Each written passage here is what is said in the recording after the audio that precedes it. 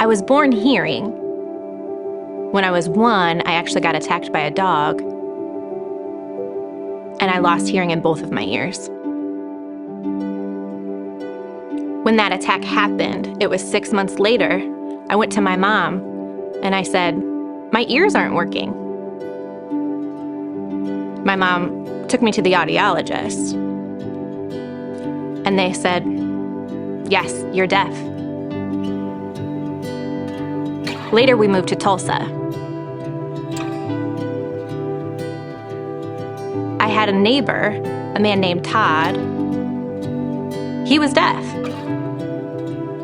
He had a daughter who went to Happy Hands. Her name was Allie. Todd discussed with my mom about Happy Hands. And the next day, my mom called and set up a tour. It was only that next week that I started going to Happy Hands. For me, growing up deaf, I really depended on lip reading. My whole family is hearing except me. Before my mom found out about Happy Hands, I didn't know any sign. And then I started Happy Hands, and I saw this whole new language, this whole new culture, a new opportunity for friendships. Happy Hands taught me about Jesus. Before that, I never knew about him until I started at Happy Hands. When I graduated high school, I always wanted to be a teacher. That was always in my heart.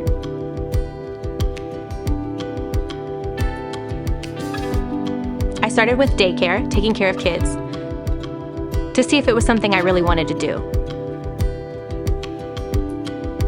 I worked with kids for 5 years, and I knew I wanted to continue with that profession. Before I moved to Tulsa, I was living in Oklahoma City.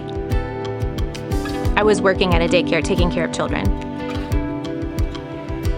I didn't feel real connected there.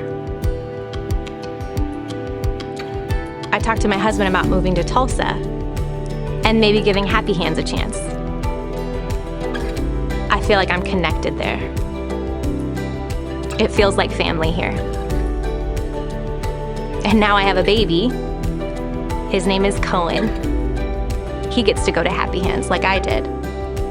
For me, to be able to see him go to Happy Hands, to be exposed to sign language, our deaf culture, I'm so excited to see him grow up with that. So we can communicate well in sign and with his extended family. The people at Happy Hands before, many of them are still here today. It's a family here.